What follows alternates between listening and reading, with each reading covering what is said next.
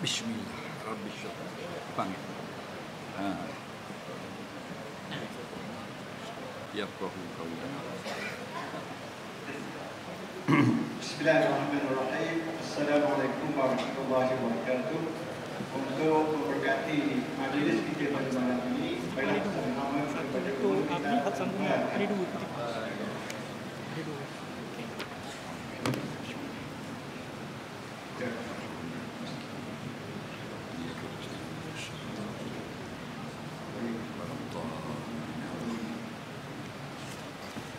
Bismillahirrahmanirrahim. Alhamdulillahirabbil alamin wa bihi nasta'in wassalatu wassalamu ala asyrafil anbiya'i wal mursalin wa ala alihi wa ashabihi ajma'in. Rabbi shrah li sadri wa yassir li amri wahlul 'uqdatam min lisani yafqahu qawli wa la hawla wa la quwwata illa billahil 'aliyyil 'azim. Yang berbahagia Ustaz Azhar dan semua sidang jemaah sekalian, tandanya marilah kita memanjatkan bersyukuran kepada Allah SWT dengan kehadiran Ustaz. InsyaAllah pada malam ini kita dapat ilmu dan keberkatan insyaAllah daripada Ustaz insyaAllah. Kemudian bagi kami pihak ahli jawatan kuasa masjid dan jemaah kampung para komiti mengalu-alukan kedatangan Ustaz dan insyaAllah dengan kedatangan Ustaz ini memberi keberkatan dan rahmat kepada kami semua. Dan saya serah kepada Ustaz untuk menyampaikan kepada insyaAllah.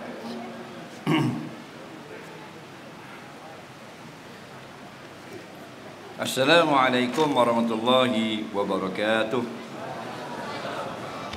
Bismillahirrahmanirrahim. Alhamdulillahi rabbil alamin wassalatu wassalamu ala asyrafil anbiya wal mursalin habibina maulana qudwatina uswatina sayyidina Muhammadin wa ala alihi wa sahbihi ajma'in. Subhanaka la ilma lana illa ma 'allamtana innaka antal alimul hakim wa la haula wa la quwwata illa billahil aliyyil azim. Amma ba'du, yang kita muliakan saudara pengurusi majlis kita pada malam ini yang baru sekejap tadi memberikan kata-kata aluan, yang kita kasihi seluruh sah kepimpinan ahli jawatan kuasa Masjid Kampung Padang Kemuting, Kuala Nerus, Terengganu, para imam, para bilal, hadirin, hadirat, tetamu Allah semua.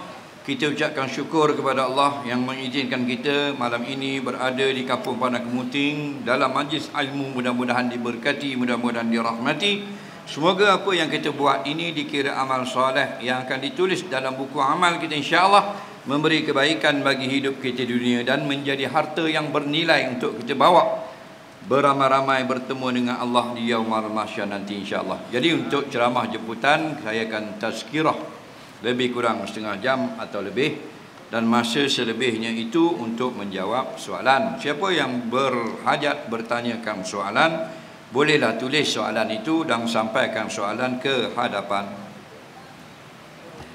An Jabir bin Abdullah radhiyallahu anhu qala naha Rasulullah sallallahu alaihi wasallam an yujassasa al-qabru wa an yuq'ada alaihi wa an yubna alaihi atau kama qala, rawahu Muslim.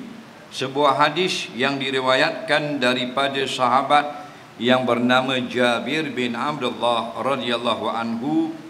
Beliau berkata, telah melarang oleh Rasulullah sallallahu alaihi wasallam daripada menghias kubur dan melarang daripada diduduk di atas kubur dan melarang daripada dibuat rumah atau binaan di atas kubur. Hadis riwayat Imam Muslim. Mudah-mudahan kita sempat pada malam ini memahami sedikit pun sudah boleh daripada hadis yang dibacakan tadi. Baik, dalam hadis ini Nabi memberi kita iaitulah penjagaan tentang kubur. Iaitu ada 3 perkara yang dilarang. Dilarang kita daripada menghias kubur, dilarang kita daripada duduk atas kubur, dilarang kita daripada buat rumah atas kubur. Itulah agama sebenarnya. Agama ini ialah suruh dan larang daripada Allah. Bila Nabi yang sampaikan, itu adalah wahyu belaka. Cuma ayat Quran itu kalamullah, dan hadis itu kalam Rasulullah. Tapi Nabi dia tak bercakap, melainkan wahyu daripada Allah. Wa ma yantiqu anil hawa, tidaklah Nabi itu bercakap daripada nafsunya. In huwa illa wahyu yuha, kata Allah, semua yang dicakapkan oleh Nabi adalah wahyu yang diwahyukan ke atasnya. Maka Islam ini adalah takwa. Takwa itu adalah buat yang disuruh, tinggalkan yang dilarang. Jadi kebanyakan yang ada dalam agama, Quran dan hadis, apa yang boleh, apa yang tak boleh. Itulah agama. Agama bukan kelebihan makan nasi lemak, kelebihan nambah gula, bukan. Agama maksudnya peraturan. Orang putih panggil religious. Kepercayaan. Sebenarnya dia termasuk akidah dan syariah. Kepercayaan kita kepada Allah, kemudian ketaatan kita pada perintah Allah. Perintah ni kalau kita mengaji hukum, dia ada dua perintah. Satu dipanggil talabul fa'li, yang kedua talabul tarki. Talabul fa'li suruh buat, talabul tarki suruh tinggal. Suruh semayang, larang suruh tinggal minum arak, jangan minum arak. Suruh bayar zakat, dilarang mencuri. Contoh. Suruh dan larang itulah agama kita. Sampai masa subuh datang suruh, iaitu solat subuh. Apa datang larangan? Ya, dilarang tidur. Jadi suruh dan larang itulah Islam.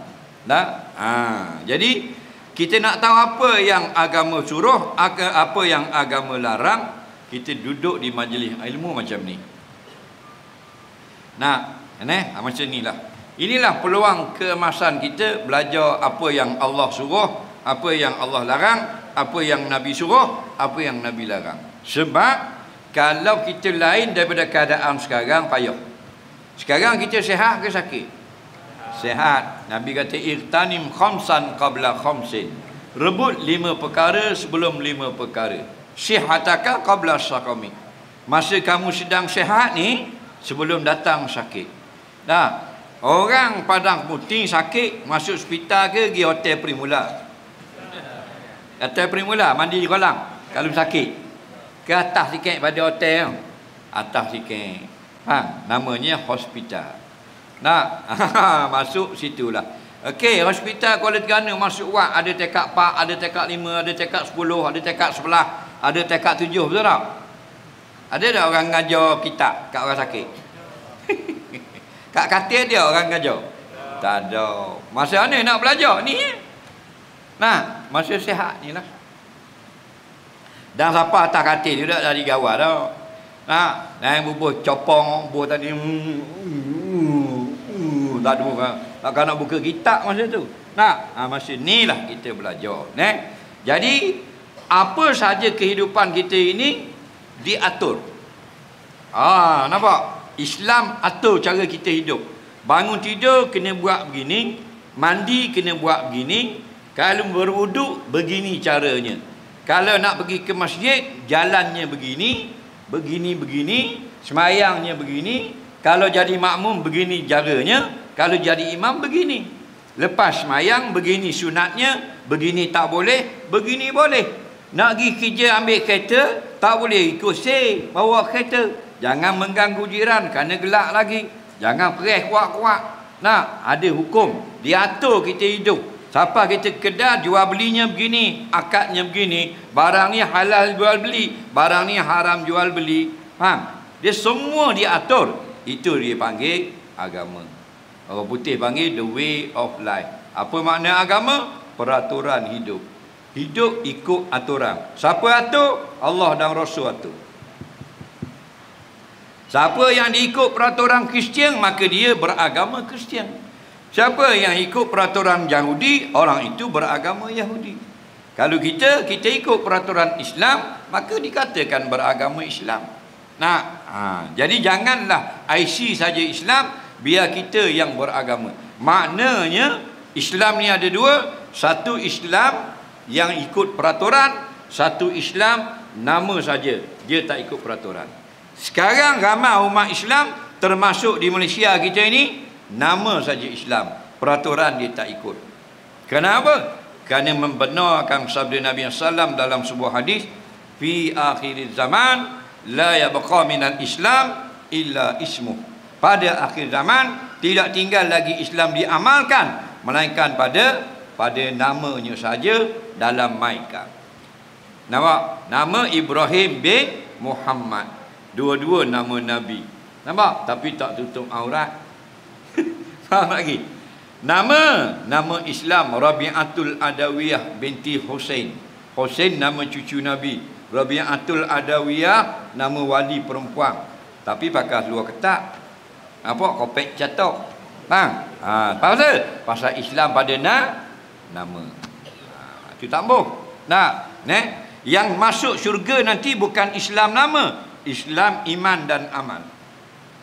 Islam nama hak belah nu, konalak, go to hell. Dah kita nak Islam tak boleh masuk syurga, tak boleh. Dia nak masuk Islam dua benda. Nampak? Kena beriman kepada Allah, amal soleh. Innal ladzina amanu wa amilus solihat. Sesungguhnya orang yang beriman kemudian melakukan amal soleh, lahum jannatun tajri min tahtihal anhar. Baru dapat bagi mereka syurga yang ada istana, yang air berlari di bawah istana. Nah, kalau setakat beriman saja, percaya saja nak masuk syurga, berat danang kita. Nampak? Faman kana yarju liqa'a rabbih falyamal amalan salihan. Barang siapa yang nak dapat kebaikan, nikmat ketika bertemu dengan Allah pada hari kiamat, maka hendaklah dia melakukan amal soleh. Bahkan pergi pakai nama saja, beratus jujur nak masuk syurga. Mereka kata dah amal mana? Tak ada amal. Dah tu nak masuk, tengok nama bah, dia amal bah. Abdul Rahman, Abdullah Padang Muting, Abdul Rahman Padang Marah, Abdullah Batu Rakit. Tak boleh masuk Lening. Dah masuk di mana? Amal tak ada. Kok belah nu? Ada api. Faham? Berat ni. Jadi kena amal soleh. Siapa nak syurga? Semua orang nak syurga. Fal ya'mal amalan solihah. Tak kata fal ya'mal saja, beramal lah. Tak. Fal ya'mal amalan solihah. Siap dengan maf'ul, siap dengan mana? Dengan maf'ul mutlak pula. Amal yang ada sifat amal itu sifat soleh yang disuruh oleh agama. Maka antaranya bila kita pergi di kubur, adab ziarah kubur. Tu tak. Lepas tu kena belajar ilmu dan adab mana dulu. Seiringan. Mudak di rumah, mudak pergi ngaji ilmu. Ada tak orang mari ngaji adab di rumahmu? Ada? Dah, mungkin pergi ngaji. Buka kitab Ihya Ulumuddin, Siyarus Salikin, Hidayatus Salikin, kitab Riyadhus Salihin. Adab makan, adab pergi haji, adab musafir, adab sembahyang, adab wudu, adab mandi, adab sembelih. Betul tak? Adab ziarah kubur, adab buang air. Ilmu tentang adab mana? Bita'allum, kena mengaji. Bukan tak mengaji, dah ada adab penuh dengan adab, lepas tu pergi mengaji. Lagi adab dengan mengaji. Jadi antara yang Nabi sebut tiga ni, adab pergi ke kubur. Kita panggil pergi kubur, Arab panggil ziarah kubur. Apa hukum ziarah kubur? Sunat kalau dia tak nazar. Kalau nazar wajib. Nazar ni gua ni, dia sakit, dia pun menazar, aku menazar kerana-Mu ya Allah, kalau kau beri sembuh kepada aku, keluar daripada hospital, aku akan ziarah kubur mak aku. Maka bila dia sembuh, wajib ziarah kubur maknya sekurang-kurang sekali. Jadi hukum asal ziarah kubur sunat. Kita nak tengok kampung itu orang gemar kepada akhirat atau tidak, jangan tengok di masjid, tengok di kubur. Kalau ramai orang pergi kubur, kampung tu orang suka akhirat. Kalau tak ramai kampung tu orang pergi kubur, Kampung tu orang tak gemar kepada akhirat. Dalil kerana Nabi kata zurul kubura, ziarahlah kamu akan kubur, fa innaha tuzakirul akhirah. Kerana kubur itu mengingatkan kamu kepada kehidupan akhirat. Tak? Ini betul semula. Nak masjid ramai dah, kena ramai ziarah kubur pula. Tak? Kerana mengingatkan akhirat. Hatta kubur orang yang kita tak kenal pun sunat ziarah. Nah, kerana apa? Semua mereka itu menunggu-nunggu kehadiran kita. Dah, Nabi ajar kalau kita pergi kubur, nak sampai pintu kubur, adab je macam kita pergi rumah orang. Rumah orang kalau kita pergi boleh tak masuk? Tak boleh, kena beri apa? Beri salam. Assalamualaikum. Tuan rumah duduk dalam, waalaikumsalam. Lah mu geramang, lama tak mari rumah aku. Boleh tak pergi masuk? Tak boleh. Jawab salam tak boleh masuk. Ramai orang jawab salam masuk terus. Tuan rumah pakai spender. Tak nak. Waalaikumsalam berok masuk. Tuan rumah pakai spender gambar adudu. Jawab jeng tuan rumah. Tak boleh. Haram masuk. Bila boleh masuk? Dibenarkan masuk. Masuklah baru boleh masuk. Silakan masuk baru boleh masuk. Tu adab-adab ziarah. Dah kalau tak ngaji reti lah. Tak reti kita, tak usah cakap banyak Kalau tak belajar tak reti. Nak masuk dalam tu ada makanan dan minuman. Boleh tak minum? Tak boleh, haram.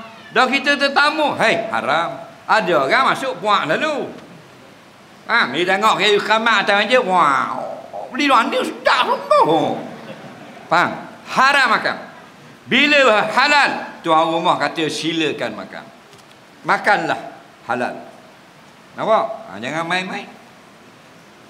Maka bila diberi salam kepada orang beriman yang hidup, mati itu sebenarnya hidup. Maka bila kita ziarah orang yang sedang hidup di kubur, sunat beri salam. Faham lagi? Dunia kita pergi rumah orang hidup, sunat beri salam. Faham? Kubur orang hidup ke orang mati? Orang hidup. Faham lagi? Orang mati, nisbah dunia. Nisbah alam syahadah. Nisbah alam barzah. Hidup tak? Mereka hidup di alam mereka. Kita hidup di alam kita. Bagi kita, mereka sudah mati. Bukan mati di alam barzah. Mati bagi alam dunia. Sudah tidak ada kehidupan dunia. Faham? Tapi mereka masuk kehidupan yang baru. Kehidupan alam barzah. Kan kita ada 5 kehidupan. Kehidupan alam roh, kehidupan alam kandungan, kehidupan alam dunia sekarang, kehidupan alam kubur, kehidupan terakhir alam akhirat. Semua dipanggil kehidupan. Yang mati adalah jasmani. Kita 2 unsur, iaitu rohani dan jasmani. Apa rohani? Bukan janda kena sok rohani, bukan. Rohani maknanya roh kita. Faham? Kita ni 2 unsur. Allah masukkan roh, hiduplah kita dalam perut mak kita. Bila sampai masa di dunia, cabut roh, jadilah tinggal jasad saja, jasmani saja. Jismun, tubuh badan. Tak, bubuh huruf ya belakang ya nisbah yang dibangsakan kepada tubuh. Roh ada ya juga belakang, rohani. Nampak? Yang dibangsakan kepada nyawa. Okey? Jadi nyawa kita hidup. Cabut roh, yang tak bergerak hanyalah jasad. Kalau jasad bergerak, mati habis orang nawak. Faham lagi? Orang mari nawak orang mati. Dah mana? Jenazah ada kat mana? Tu, duk main badminton. Rebah orang. Jenazah tu bila orang tanya jenazah, roh ke jasad? Jasad. Roh, dalam hadis kata dia ambil oleh malaikat, dia buat naik ke langit. Tidak duduk situ, bergerak. Allah tunjuk syurga dan neraka. Lepas 7 lapis langit. Lepas tu diturunkan daripada langit, diletakkan sejauh mata memandang daripada kubur dia. Bila letak di dalam liang jasad, maka malaikat bawa roh, letak di celah kain kepang. Pergi tengok kitab Sahih Ibn Hibban. Okey, Nabi cerita. Maka ziarahlah kubur. Kalau rumah orang Assalamualaikum, dah kalau kubur Assalamualaikum juga. Sama sahaja. Dan mana yang afdal? Yang afdal yang Nabi sebut dalam hadis. Assalamualaikum ya ahlal kubur. Nah, afdal. Ada lagi yang afdal. Ada Assalamualaikum ya dar qaumin mu'minin. Salam sejahtera atas kamu wahai penduduk negeri orang mukmin. Siapa? Mayat dalam kubur tu lah. Kan kubur orang beriman. Nah, kubur orang beriman itu sebenarnya sebuah kampung. Kampung orang-orang yang beriman. Tapi mereka pergi dulu. Kita akan dapat bertemu selepas itu. Lepas tu Nabi kata, As'alullah lana wa lakumul afiyah. Aku berdoa kepada Allah, beri kepada aku dan kepada kamu kebaikan. Wa inna insya'allahu bikum lahikun. Kan pada kan?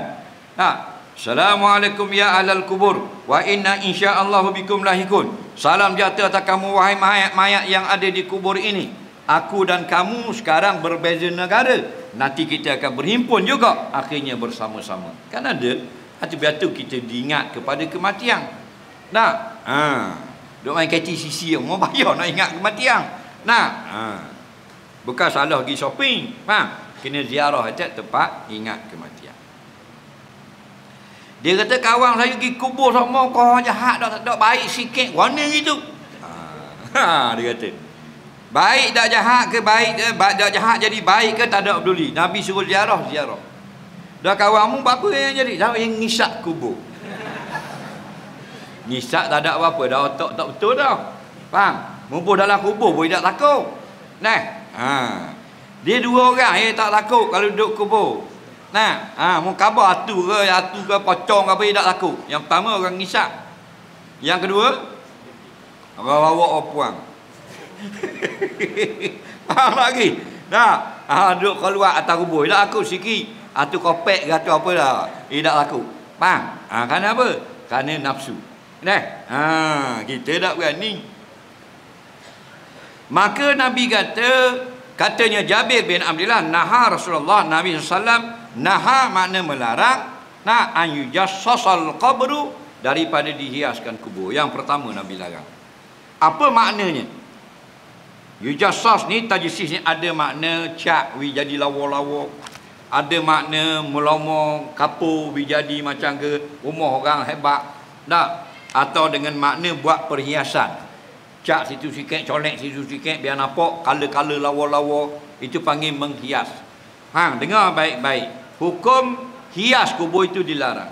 Yang dibolehkan membersihkan kubur. Jadi kalau kuburnya kotor, contohnya ni belendangnya itu berkulak nampak, dia pun cat nak suruh nampak bersih, hukumnya harus. Tapi kalau dia cat sini merah, sini hijau, sini kuning, sini ada bunga, sini itu, sini cekek, sini ada awan larat untuk jadi comel, itu masuk berhias. Jangan hias kubur. Okey? Dah bila kita nak hias kubur mak ayah kita? Sebelum masuk ke dalam kubur. Ni masa hidup dia tak hias rumah mak. Rumah ayah dia macam gok kambing. Betul tak? Rumah ayah macam gok kambing. Mak robot tak ada. Tak ada robot dah piti. Robot butuh lama dah. Pinggang selit celah latar. Nolak jatuh tanah pinggang. Anak gaji 4-5 ribu. Dah beli robot ke mak. Tapi bila mak mati, comel cat kubur. Semua tu tak ada guna dah. Anak yang berbudi, reti bahasa, masih hidup. Dia rumah jadi molek, ayah tak ada motor, beli motor. Mak tak ada robot, kita beli robot. Kalau mak kita, ayah kita sudah kaya, sunat kita beri sesuatu. Kalau mak ayah kita miskin, wajib kita kena beri. Kena ingat tu. Mak ayah kita orang senang dah, sunat kita beri hadiah. Sama ada hadiah tu kita beri pitih, hadiah tu kita baiki rumah dia, hadiah tu kita beri jadi lawa lagi rumah, tak ada masalah. Rumah mak kita beli api lilak di pasang malam raya. Nak suruh nampak lawa rumah mak molek. Jangan pasang api lilak kubur ayah. Kerana apa? Kerana wa ayyujassasal qabru, Nabi naha, Nabi larang dicantikkan akan kubur. Jadi dua perkara. Ada orang dia bersihkan kubur. Ada orang cantikkan dia. Jangan cantikkan. Bersih, jadi bersih. Okey? Rupuk panjang kita potong rupuk. Nak ada sapah kita kutip sapah. Nak biar jadi senang mata memandang, senang orang datang ziarah, tu baru betul. Nak.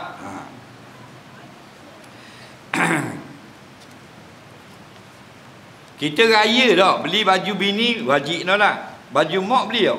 Tak boleh. 3 jabir baju bini. Petang megang. Di shopping. Baju ayah beli tak? Tak. Dah je beli kasut ayah. Tak mau hidup. Anak beruk.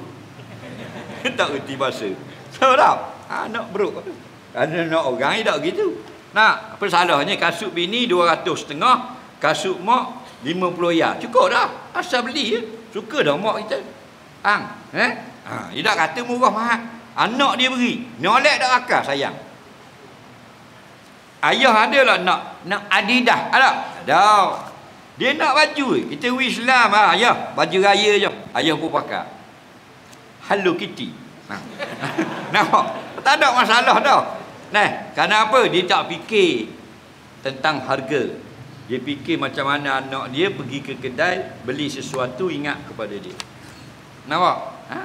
Bukan suruh beli sama dengan bini. Bini habis 800, ayah 80. Padang tak? Bini habis 500, mak 50. Padang tak? Ni dok langsung 14 kali raya. Hano munyek. Tak erti tahu tak? Tak erti tu. Tapi bukan orang badan muting lah. Orang marah. Terbaik mari tu. Yang kedua, wa ayyuqada alaih, jangan duduk atas kubur. Kenapa? Orang hidup, orang mati macam orang hidup dimuliakan. Nampak? Orang mati dimuliakan macam orang hidup. Sebab itulah kalau kita mandikan orang, kalau kita nak buka baju orang mati, tak, nanti orang mandi nak mari pukul 10 pagi. Pas subuh kita buka baju si mati. Buka piyah dia, buka seluar dia. Betul tak? Nak tutup dengan kain. Kena buka perlahan-lahan kerana muliakan orang mati. Kalau pakai otak kita mati dah kan, senjah gitu tak apa dah. Faham? Barang mati dah. Tu otakmu. Nampak tak? Kena mulia, kena bergaduh. Mandi mayat tak boleh air terlalu panas. Tak boleh air sangat sejuk kerana menyakiti akan mayat. Nak akad mayat kena akad perlahan. Nak letak kena letak perlahan. Kena muliakan. Nabi dia ziarah kubur, dia pergi ngadak muka mayat, diri ngadak gitu. Baru beri salam, Assalamualaikum ya ahlal kubur. Ingat kalau nak beri salam ziarah kubur, pintu kubur sekali. Pintu besar. Assalamualaikum ya dara qaumin mu'minin. Atau Assalamualaikum ya ahlal kubur. Faham? Lepas tu berjalan. Jangan bijak kubur. Jangan lakoh kubur. Jalan molek. Nisang kot ni, lalu kot ni. Ada nisang gini, ada nisang gini. Jangan berak datang kat atas muka orang. Kerana tak memuliakan orang. Dia tak reti adab. Alias biadab. Kalau lakoh tak pada orang dalam sejid, biadab. Betul tak? Gitulah lakoh kubur kan. Kita tengok orang atau mayat kubur. Ramai ikut-ikut, tengok tak kubur orang bijak. Tak tengok dah. Pasal apa? Pasal dia tak ada adab. Tak ada adab kau ni tak? Tak pergi kuliah. Dalam pergi belum tentu ikut. Dalam dengar kena balik tak dapat ilmu tu kat dia. Ngaji 20 tahun dia lain dia dengar. Lepas tu jangan ikut minat. Semua benda yang disampaikan tunggu dengar. Ada orang dia minat, orang pekoh tak minat, kita minat tasawuf. Orang tu pula minat pekoh, tak minat tasawuf. Jangan minat lagu tu. Dengar belaka hukum supaya kita jadi luas. Tak speak. Ada orang dia minat tajwid. Ngajar tajwid dia ada. Ngajar kitab lain saya semua lagi. Lepas tu tak tahu ke hukum, tak tahu ke halal haram, sahabat dan sebagainya. Okey? Jangan bijak kubur orang. Sama macam orang bijak kepala ayah kita. Guna kita rasa. Tu. Wa ayyuqada alai, jangan duduk atas kubur. Jalan molek. Ni nesang ni. Ni nesang. Ni nesang. Jalan kat tepi ni. Pasal dia nesang. Jangan letang kot ni. Nesang. Faham? Kayak gini jalan kat ni pula ada nesang. Duduk gini. Biar sesek semua. Kona gini, gigi gini. Kona gini, gigi gini. Baru sampai kubur. Nampak? Tengok ni. Takut lakoh. Ni nesang ada orang tak kira lakoh kita. Belah-belah cakap. Oh, dak bola marang. Rok lah kau kubur kan. Nak, dak reti tu. Dengar orang yang dak reti sama-sama. Mana ni? Hukum duduk atas kubur hukumnya apa? Haram dan makruh. Maknanya ulama berkisar antara dua. Ada ulama yang berpendapat duduk atas kubur orang haram. Ada pendapat makruh. Tapi makruh atau haram dia dilarang oleh Nabi. Benda tak molek. Kerana apa? Hadis tadi naha Rasulullah, Nabi melarang. Bila Nabi larang kita tebang buang, dak erti bahasa. Tak? Bukan Nabi larang benda yang payah kita nak buat, benda yang mudah je. Jangan pijak, jangan duduk atas kubur. Kan mudah. Kalau payah berat ke, kalau pergi ziarah kubur jangan bernapas. Tak boleh napas, Nabi larang. Baru tu nak, tak benar napas. Ni jangan duduk atas kubur orang. Kat mana kubur? Kubur ni ialah hak bonggok tu, patu ada nesang atasnya. Ni kubur. Hak tepi ni bukan kubur. Lalu dengan rezek boleh. Faham lagi? Yang kata tak boleh pijak, tak boleh duduk ni. Hak tanah bonggok ni ada nesang, ada orang dalam. Kalau tak ada orang dalam, walaupun nesang ada pak, bukan kubur. Okey? Ni. Ni tanah kubur 1 ekar. Okey? Kubur orang ada 5 baru mayat. Pasal kubur baru. Tepi ni mayat. Faham? Hak tanah ni bukan kubur. Kubur hak ni je. Jadi hak ni mu boleh pijak, mu boleh kelah, mu boleh jalan, mu boleh berlari atas ni. Faham? Kerana bukan kubur, tanah kubur. Belum lagi dihukumkan kubur. Pasal mayat tak ada lagi dalam. Faham? Mayat baru ada 5 tempat saja. 5 tempat ni kubur. Faham tak lagi? Sini bukan kubur. Cuma tanah kubur. Dah lewat ikut syek. Nak?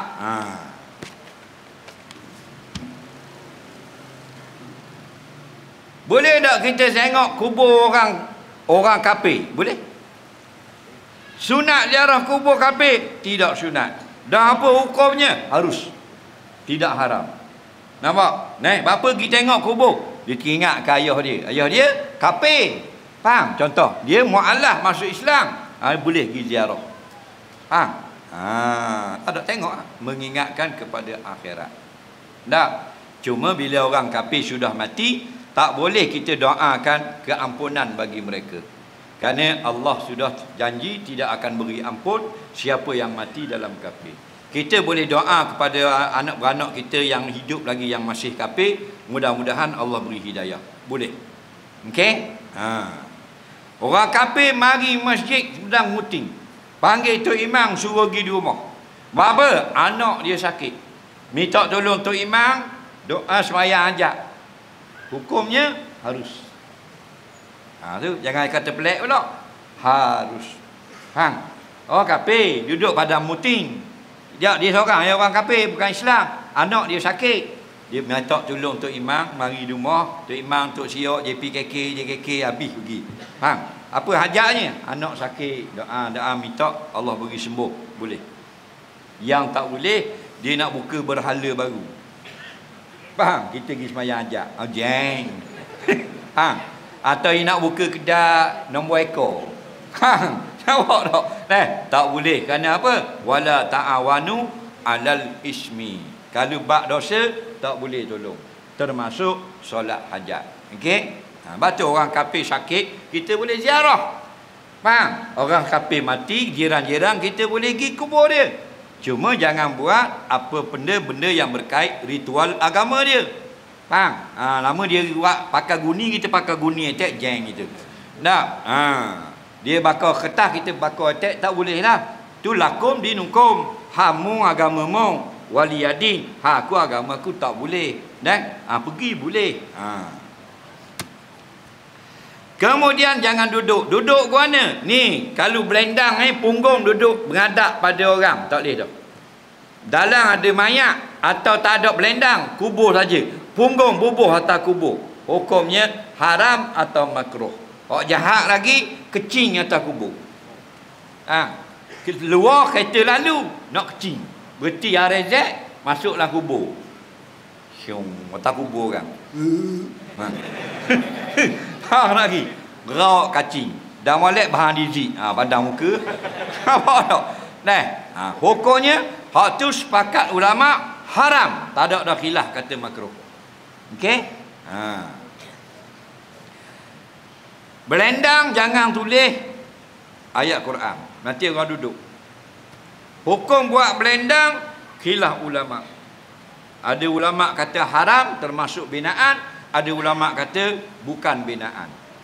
Kalau nak buat jangan tanam dan benda tu ringan. Sekira-kira boleh alih kalau nak tanam orang lain di situ. Dan apa tujuan buat belendang? Bukan adat, tapi supaya tidak dipijak orang, tidak digali binatang, orang pun tidak lakoh kalau lalu dikubur sebab ada belendang. Faham lagi? Dan yang terakhir Nabi kata wa ayyu bena alaihi, daripada dibuat binaan. Jangan buat rumah atas kubur. Kubur orang kita pergi buat rumah. Kalau tanah yang tak ada mayat lagi, itu bergantung kepada kebenaran penjaga kubur. Ahli jawatan kuasa kampung tu beri keizinan sementara dapat tanah oleh kerajaan, boleh menopang duduk lu di tanah kubur, boleh dengan kebenaran. Sama macam tanah masjid. Tanah masjid ada lebih 2 ekar belakang masjid tak digunakan. Ada penduduk kampung orang susah minta kebenaran untuk duduk sekejap. Kalau pihak yang jaga masjid benarkan, boleh duduk. Itu hukum dia. Faham lagi? Nak buat dalam masjid dah boleh. Nampak pasal ini masjid. Di luar boleh dengan izin. Gitu juga dengan tanah kubur. Kemudian termasuk juga binaan rumah untuk kubur tu sendiri. Bukan rumah orang hidup, rumah orang mati. Hukum buat rumah orang mati ni, kalau tanah kubur itu tanah sendiri, hukumnya makruh. Kerana hadis ni wa ayyubna alaihi, makruh dibina kubur di atas tanah sendiri. Maknanya kubur dia bila tanam dibuat seming di atas gitu. Tudung. Macam kita tengok kubur-kubur nabi-nabi di Mesir, di Jordan kan ada seming di atas. Tak, binaan tak. Binaan kubur nabi dibenarkan. Lain pada nabi macam kita, kalau tanah sendiri makruh. Dan yang kata haram buat binaan, tanah wakaf. Okey, dah tanah sendiri guna kita tak faham. Dengar baik-baik orang Padang Kemuting. Kalau mati, kita boleh tanam 3 tempat. Dari segi hukum fiqhnya, 3 tempat boleh tanam. Yang pertama, tanah makburah, perkuburan awam orang ramai. Tahu tak? Yang kedua, tanah bukan milik sesiapa. Mati di gunung, mati di hutan, kawan dia meninggal, naik bukit, jauh daripada bandar, dia pun tanam atas bukit, atas gunung. Harus. Yang ketiga, tanah kita sendiri rumah. Dalam Islam boleh. Cuma undang-undang pemerintah kena ada. Tak? Rasanya kalau Terengganu dan Malaysia ni, kita nak tanam orang mati dalam pagar rumah kita, kena minta kebenaran jabat. Kalau dia kata boleh, boleh tanam. Dia kata tak boleh, kena tanam kubur orang ramai. Faham lagi? Tapi di segi fiqh boleh. Dah fiqh boleh dah, kena buat seru dah boleh. Ulul amri kena taat juga. Atiullah wa atiur rasul wa ulil amri minkum. Taat kamu pada Allah dan Rasul dan orang yang menguruskan kehidupan kamu, iaitu pihak pemerintah ataupun pihak fatwa. Dipatwakan tak boleh tanam sendiri di rumah, maka tak boleh. Kena aku dengan fatwa. Tak? Faham lagi? Jadi boleh. Jadi lepas benda ni, kalau bini kita mati atau suami mati, boleh tak tanam dekat rumah? Boleh. Suami mati, dia sayang dengan suami dia, tanam belakang rumah. Dalam pagar lah, dalam pagar orang, dalam pagar kita. Jadi bini kita ni nak turun tanah, nak jemur kain, tengok kubur laki dia, nak baca doa. Nak hantar anak sekolah pagi, tengok kuburan, nampak kubur laki. Betul tak? Baca doa. Itu yang bagus. Kalau tanam dekat dengan rumah. Faham lagi? Tapi kalau bini kita mati, tanam jauh lah. Boleh. Bak kita kalau ada kubur di situ payah nak bini lain. Nampak tak? Main congok gitu kubur bini dah jadi nak bini. Bahasa ke batu bik malah ni jadi atu kolong. Tak lagi tak. Tanam bukit-bukit tu. Nah. Tuju tak cikgu mak? Mu tuju nama gitu. Nah. Itu nak rakyat Jadi dalam kitab-kitab fiqh, kalau buat binaan tanah kubur tu tanah sendiri, makruh. Ya, tapi kalau buat binaan di kubur orang ramai, makburatul muslimin dia panggil, tanah kuburan Islam yang diwakaf, tanah sabit, hukumnya haram. Sama macam ambil wuduk lebih pada 3 kali. Kalau di rumah kita makruh. Kalau air sungai makruh. Kalau air laut makruh. Air terjun makruh. Berapa makruh? Lebih dari 3 kali. Tapi kalau kita ambil lebih dari 3 kali air masjid, air sungai, haram. Tak sama. Tanah air kita di rumah sendiri makruh. Air sejik haram. Berapa haram? Kerana dia diwakafkan bukan harta kita, harta orang ramai. Jadi membazir harta orang ramai haram. Membazir harta sendiri makruh. Itu hukum dia. Faham tak lagi? Kita ambil duit masjid, kita beli benda yang tak ada faedah, haram. Kita ambil duit kita beli benda tak ada faedah, makruh. Tapi bukan benda haram lah, benda tak ada faedah. Faham tak lagi? Makruh. Tapi harta masjid haram. Dah apa makruh kau di rumah? Harta kita kan makruh kerana menyalahi Nabi. Nabi ambil wuduk 3, muat 4, mukhalifus sunnah, menyalahi sunnah. Karena Nabi sallam idza tawadda'a salasa, katanya Ibnu Umar adalah Nabi bila ambil wuduk dia akan ambil 3 kali saja, 3 kali saja. Bila kita ambil 4, makruh. Bila makruh, air sendiri kita bayar. Tapi kalau air orang bayar, haram. Cik mak kita jauh pergi rumah nak sembahyang dah. Nak tumpang ambil wuduk pahit kat pagar ni, cik mak hati ambil lah. Kita ambil 4 kali, haram. Jaga-jaga. Rumah orang jangan main. Rumah kita makruh. Dah kita ambil wuduk sekolah, berjeruk baju. Kan kata 4 kali. Kering air kolam. Tok Imam tayak awal air dah udah lagi. Saya. Padang sahaja saja. Abang ni waswas. Ingat dah, kalau waswas kata gini, sebelum basuh muka, aku niat berwuduk, kata kuat gitu. Lepas tu ambil air basuh muka dalam hati berwuduk. Faham tak lagi? Sah dah. Orang yang jadi waswas ni dia gila ayam. Dia basuh muka, dia basuh tangan, dia sapu kepala, dia basuh kaki. Time basuh kaki, syaitan berkata, Syekh, mu niat tak tadi? Kita, sudah. Buat semula. Tu yang habis sekolah. Faham?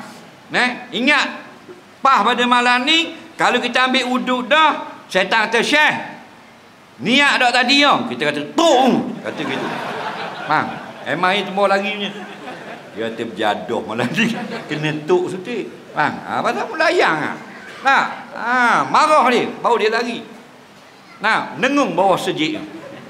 Kata mana tak? Kena tuk setik dia. Faham? Dia tengok kita lah kali mari nak ambil wuduk dah berani. Dah boleh gurai datang ni. Lagi.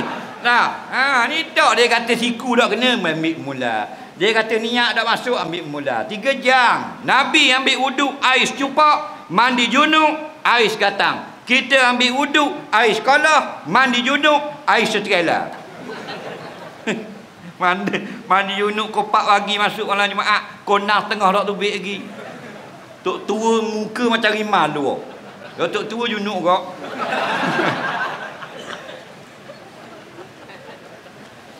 Jadi 3 perkara, jangan kita hias kubur, jangan banner kubur.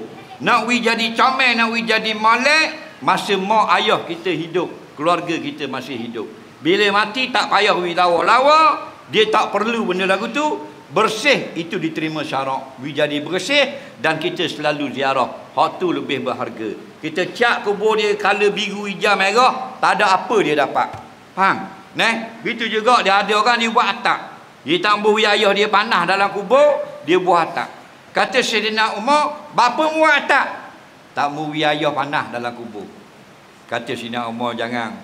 Innama yadilluhu amaluhu fid dunya, yang menyejukkan dia dalam kubur amal dia masa dia hidup di dalam dunia. Jadi ulama tak benarkan kita buat atap untuk mayat. Ramai kita tengok lening kalau alik Terengganu, alik bandar, nak kubur Syekh Ibrahim, kubur Tok Pelang, nak dia buat atap. Tak boleh, jangan. Tapi kalau kita buat atap supaya kita orang yang hidup boleh duduk ziarah, harus. Jangan tanam tiang. Bila tanam dikira binaan. Okey, letak saja gitu. Bapa buat ayat tak untuk sejuk makmu? Kan kita ngari ngaji sok mau panas, kena hujan, jadi senang. Hukumnya harus. Yang tak boleh bukan untuk orang mari, untuk mayat. Tak boleh, mayat tak perlu. Yang dia perlu anak mari ziarah, baca doa, baca ayat Quran, turun rahmat. Itu yang dia nak. Tambah kita cak lawa-lawa. Ada satu kubur kita jumpa bandar tu. Kala dia batang bawah nesang dia hijau, tengah dia merah, atas dia warna hijau, merah, hitam. Kau tahulah aku pelik sungguh. Takut tengok waktu nesang. Digi cat beli cat minyak kilat. 2-3 beradik cat. La ilaha illallah. Selagi nak pesan orang pada muting, kalau ayah kita mati, jangan buat pagar lebih. Kadang nak buat orang lain pula seorang lagi situ. Hukumnya haram kerana tanah wakaf. Berdosa sepanjang hari. Lagi tak rombak, lagi berdosa. Faham? Yang bolehnya ialah kalau dia buat pagar, kubur sudah penuh. Lepas tu abu ayah ni dia pagar pasal tak mau orang pijak, maka baru boleh. Tapi dah lebih ambil. Ramai lah ni. Dia buat, ayah dia baru mati semayat, dia buat kosong selagi, cadang nak bermak dia. Nolak dia dulu masuk situ. Dan ada kubur tu di bandar tu depan Festival Persetuan, ayah baru letak seorang mayat 5-6 kosong situ. Pagar dah. Buat pagar. Hukumnya haram. Pasal tanah wakaf. Tak boleh ambil lagu tu. Bapa muat kiri kosong ini, anak beranak. Jadi bila orang lain masuk tanah itu, balah tak? Jadi perbalahan. Ni tak boleh. Siapa buat, pergi rombak semula. Berdosa. Dipanggil rapah hak orang ramai. Berdosa. Tiap hari berdosa. Lagi tak rombak. Yang boleh pagar satu mayat, satu kubur. Boleh buat. Ni digi pasti. Oh, dia berasa dia boleh hidup lama. Tak, dia rasanya. Dan ni siapa dia seorang ni? Ngemok ni, cadang kemok bila-bila. Nyolek dia mampu dulu. Nampak tak? Oh, sedap gamok nak bermok dulu. Tak kira siapa pun, dang tak dang. Kalau dang, buat mak sebelah ayah. Tak dang, ibu kat lain. Kerana tanah wakaf, haram kita cuk. Wallahu a'lam. Sebelum kita jawab soalan, ada lebih kurang 30 soalan malam ini, saya diwakilkan oleh pihak Masjid Kampung Padang Kemuting melancarkan pungutan derma. Sumbangan tuan-tuan dan puan-puan pada malam ini ialah untuk tabung prihatin dan kutipan untuk masjid dan maslahat umat Islam setempat. Jadi dua kegunaan, untuk tabung prihatin, kemudian untuk imarahkan masjid dan digunakan oleh penduduk sekitar masjid. Petugas badok kapok? Prihatin. Tak tulis taik. Tak apalah, berilah sumbangan. Okey? Mereka petugas akan bangun sekarang mula dari depan masjid, bukan dari tengah, dari depan masjid. Gunakan karung ada gambar katung gini. Sila bergerak sekarang dari hadapan masjid perlahan-lahan ke belakang.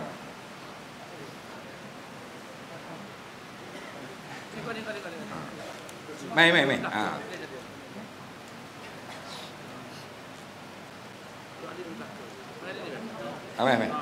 Pelan-pelan. Jangan balik rugi.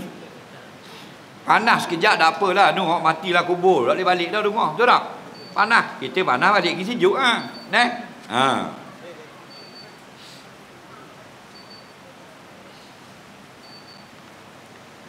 Pelan-pelan kutik.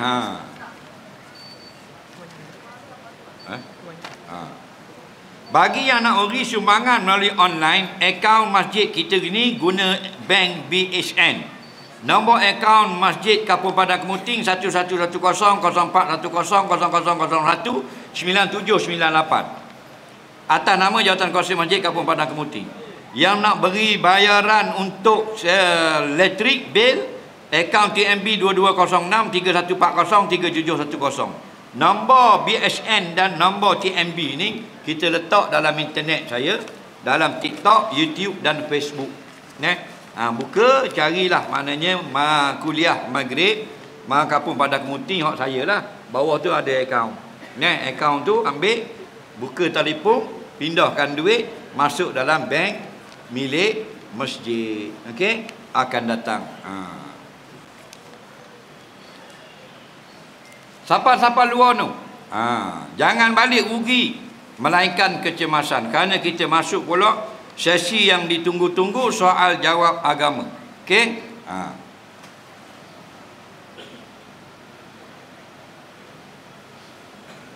No, udah. Papa Lola ada.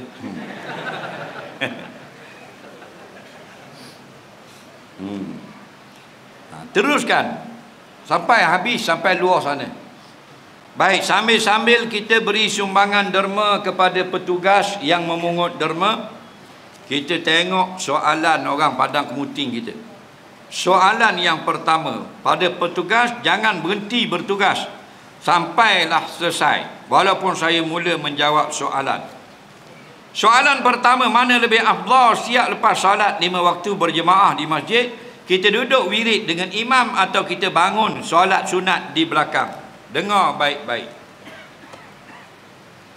Mana lebih afdal? Apa makna afdal? Aksarus sawab, lebih banyak ganjaran pahala. Itu makna afdal. Okey. Jadi seolah-olah dia bertanya mana lebih banyak pahala. Lepas sembahyang kita berwirid bersama-sama imam dan berdoa beramai-ramai, atau kita bangun seorang pergi sembahyang sunat seorang. Dengar baik-baik. Yang pertama kita kena faham, yang wajib mengikut imam ialah dari takbir sampai ke salam saja. Faham? Lepas pada salam tak ada dah wajib ikut imam. Kena faham tu dulu. Lepas tu Nabi kata iza kabbaral imamu fakabbiru, bila imam sudah takbiratul ihram, takbirlah kamu. Wa idza raka'a farka'u, bila imam rakaat kamu rakaatlah. Wa idza sajada fasjudu, bila imam sujud kamu sujudlah. Wa idza sallama fasallimu, bila imam telah salam berilah ucapan salam juga. Setakat tu saja makna hadis ju'ilal imamu liyutamma bih, dijadikan imam untuk kita ikut. Habis pada salam tidak ada lagi wajib ikut imam. Apa hukumnya? Datang pula perintah sunat ikut imam. Okey, wajib ikut imam dalam solat, habis solat datang perintah sunat ikut imam. Faham? Jadi siapa yang tidak ada keperluan balik, maka sunat dia berzikir dan berdoa bersama-sama, dan dia keluar dari masjid bersama dengan imam. Faham lagi? Kata Imam Syafi'i rahimahullahu ta'ala, bukan Ustaz Syafi'i, Imam Syafi'i. Dia kata, aku sukai, iaitu disunatkan kita berwirid, berzikir, berdoa bersama-sama bagi orang yang tidak ada keperluan. Okey? Zikir subhanallah, subhanallah, subhanallah, subhanallah. Kerana kita akan masuk dalam kumpulan orang sedang berzikir yang turun rahmat dibawa oleh para malaikat. Kemudian imam berdoa, kita aminkan. Dah kita dah doa, doa lah tu amin. Amin tu isi fi'il amar, makna doa. Apa makna amin? Allahumma stajib lana, ya Allah perkenankan permintaan kami ini. Tu imam kata Allahumma ighfir muslimina wal muslimat, kita belakang amin. Amin tu pendek, short form. Panjangnya Allahumma stajib lana, amin. Allahumma stajib lana, ya Allah perkenankan permintaan kami ini. Faham? Tu jadi comel. Habis dah salam, semayang, berzikir, berdoa, lepas tu baru kita semayang sunat. Faham? Tapi orang yang ada hak kena keluar masjid awal, nak pergi ambil anak sekolah dan sebagainya, boleh berzikir dalam berjalan. Tak waktu Allahumma anta salam wa minka salam wa ilaika ya'udu salam. Kona lah, ping lah, boleh berlaku. Siapa bandar dan walik berdoa. Betul tak? Fazkurullah qiyama. Dalam kamu zikir Allah qiyam. Wa qu'udan. Berdiri boleh, duduk boleh. Duduk dalam masjid boleh, duduk atas motosikal boleh. Nah, jadi kalau tak ada kerja, afdal wirid, berzikir dan berdoa bersama. Soalan seterusnya. Jiran tambung tanah nawak lokang sebab hujan lebat, air takung kat rumah saya. Jiran saya tambung tanah sampai air tak boleh mengalir. Baik. Jiran ada tanah sebelah dia. Kita nak buat lokang tak boleh kerana jiran tak mau bagi lokang. Kalau jiran tak mau bagi lokang, kita guna lokang tanah tadi, tanah jiran yang lain. Faham? Faham lagi? Kalau tak beri juga, kita buatlah kerek. Faham? Tak usah balok. Nampak lagi? Tapi jiran itu susah. Kenapa? Kerana dia tidak berlebih kurang dengan jiran-jiran. Nah, siapa yang ketat dia dengan orang manusia, Allah ketat dengan dia pada hari kiamat. Nah, tetapi jika longkang sudah ada, jiran belum duduk di tanah dia, orang kampung sudah duduk. Faham? Lepas tu jiran mari duduk, dia tak benarkan longkang. Kalau tak ada tanah lain, jiran tadi berdosa kerana sekat longkang orang. Faham? Itu kaedah fiqh. Soalan seterusnya. Masjid lama hasil titik peluh tok nenek kita. Jika dirobohkan buat masjid baru, kerajaan keluar kos. Pahala tok kita kira guana. Habis lah ke guana. Bagus kok dia cakna ketuk dia. Dengar baik-baik. Pihak jawatan kuasa masjid. Jika nak buat masjid baru, masjid lama wajib digunakan mana yang boleh. Wajib guna. Tak guna berdosa. Mana yang tak boleh digunakan dalam pembinaan baru, hendaklah diberi kepada masjid yang lain.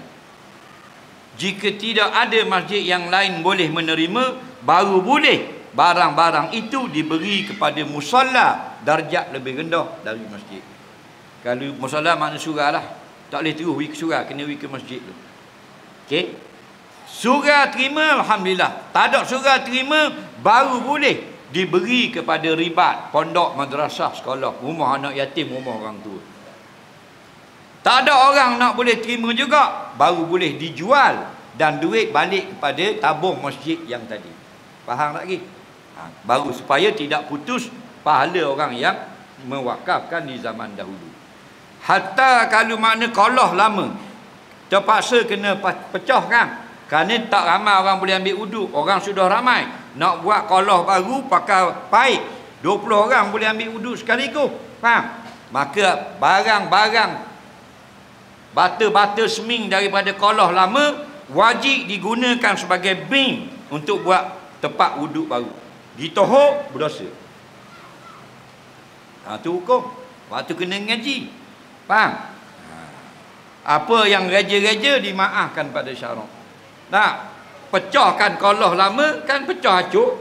Lepas tu ada pembinaan baru, ada kan bing. Faham tak bing? Bubuh dalam tu biar hidup bawah. Dia jadi binaan, tetap dapat pahala, tidak maktak, tidak putus pahala. Okey? Kita dah lah. Dak guna dah, pakak berebu buat balik pula. Tok siok bahang pintu. Hang lagi. Tok bila bahang kipas pak utik. Makan haram belaka tu. Harta wakaf. Tak boleh. Okey, mula-mula kena guna apa yang boleh guna untuk pembinaan baru.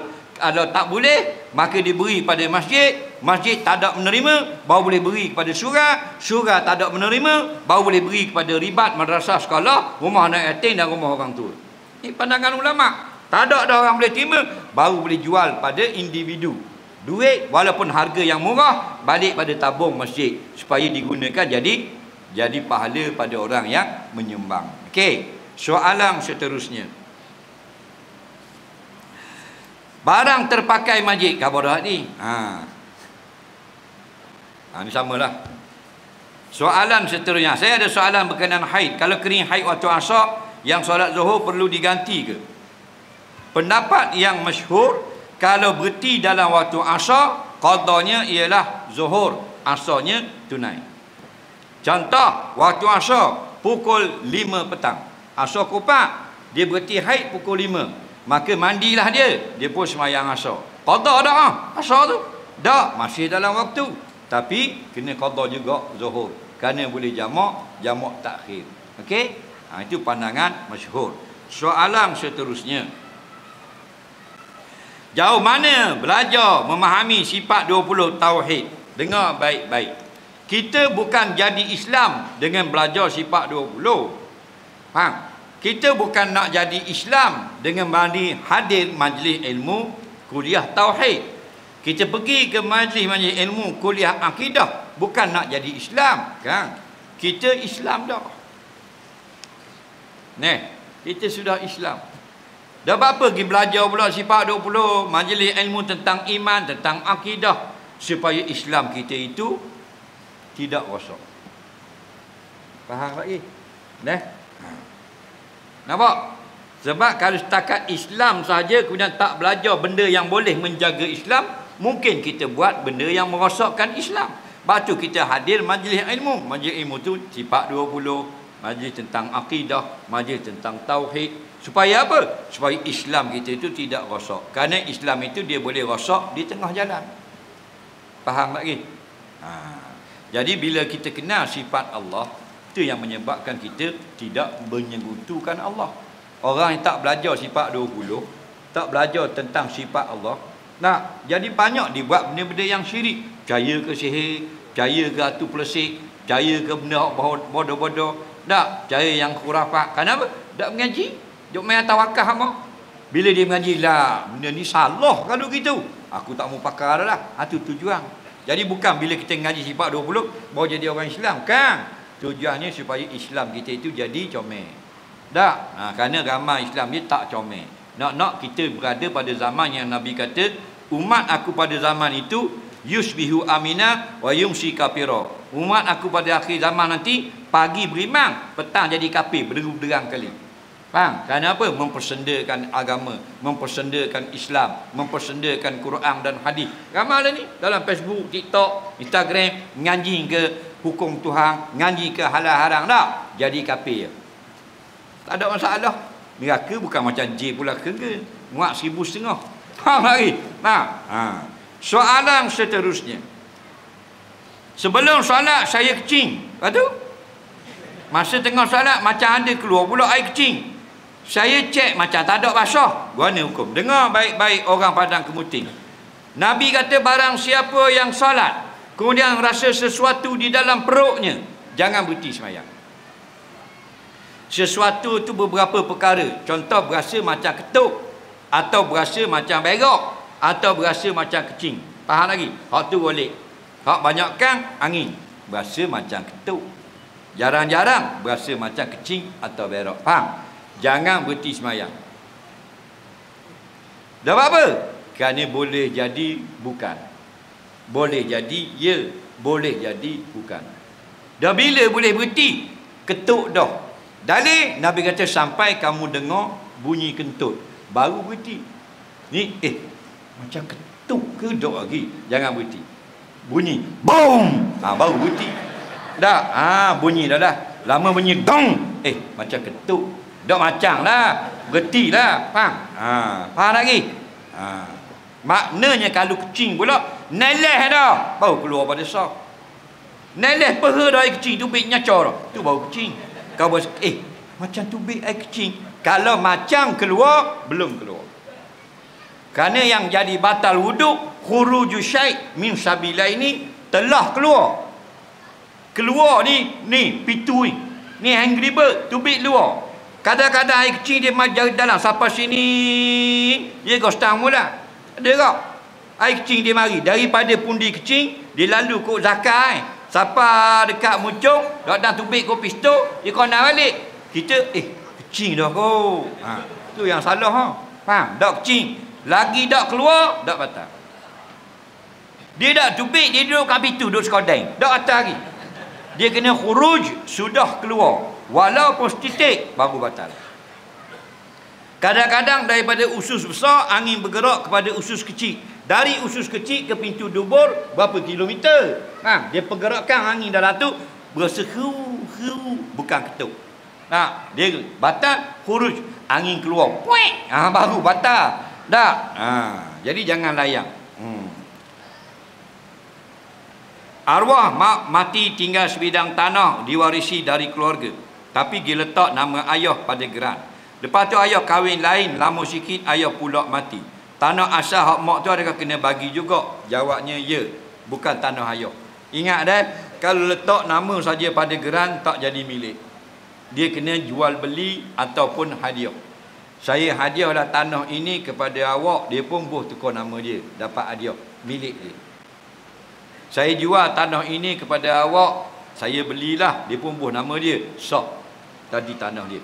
Tapi kalau bang bubuh nama abang dalam tanah ni gerang, tak jadi milik. Kita isteri beli tanah, bang panggil laki kita, bang majak ni hamba beli tanah ni 1 ekar, nak bubuh tanah nama abang lah, nama suami pun setuju bubuh nama dia, tak milik, nama saja. Dia milik ni, si kata saya beli tanah, saya hadiahkan tanah ini pada awak, baru terima, baru sah. Kalau buh nama, tak jadi milik.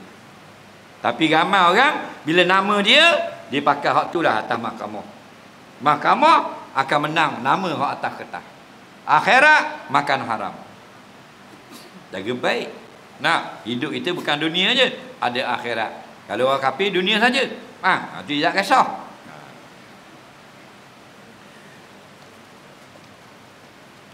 Soalan seterusnya, saya kerap tak ada rumah sebab sibuk kerja.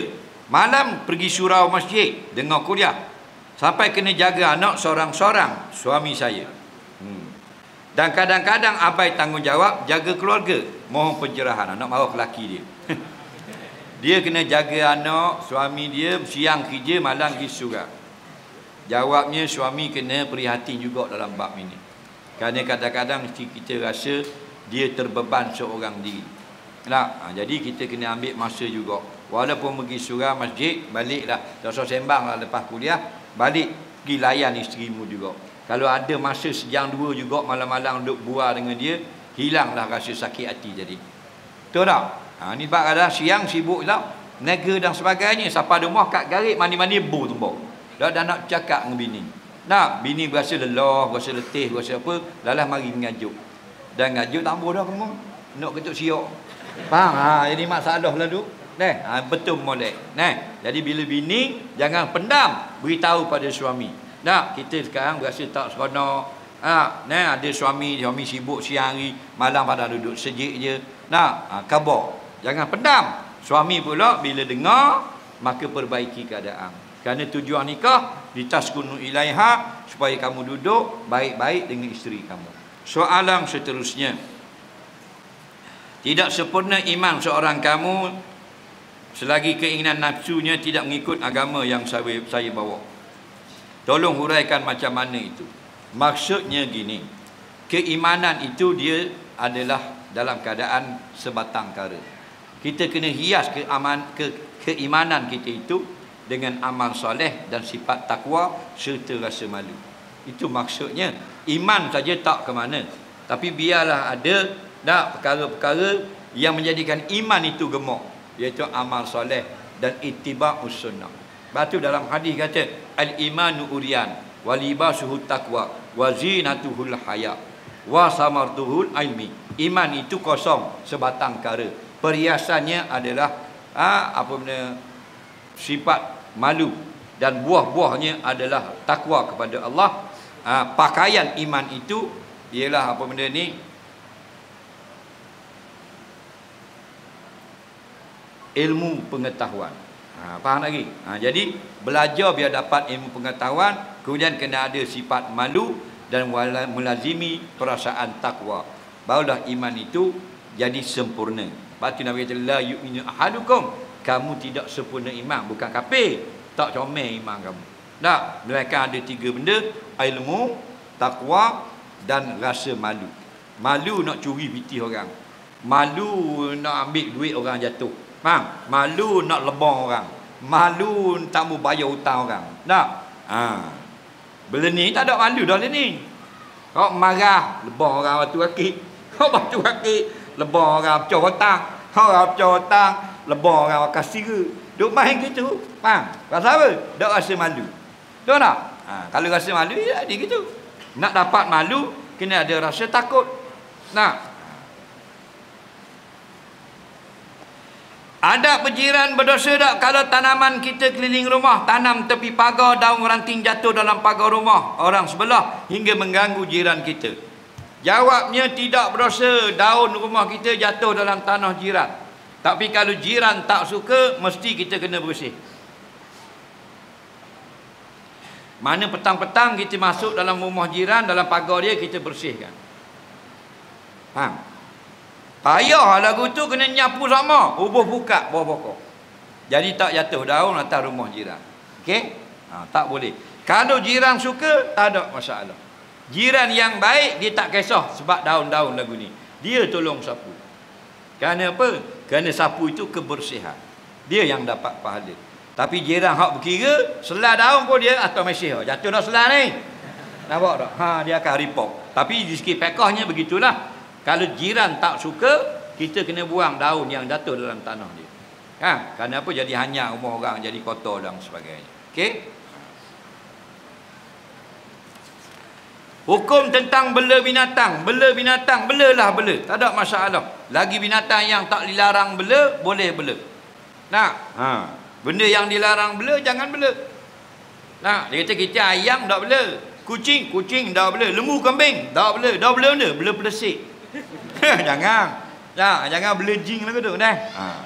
Tetapi bila kita bela hayawan, ingat. Hayawan kita melakukan kerosakan pada harta orang, tuan hayawan dhamin kena ganti. Okey? Ayam orang sebelah catuk pokok bunga, baru beli 10 riyal, patah pokok bunga. 10 riyal tu tuan ayam wajib bayar. Lembu orang sebelah mari makan sayur habis 100 riyal, sebatah sayur. Tuan lembu wajib bayar 100 riyal. Tak bayar jadi hutang sampai ke mati.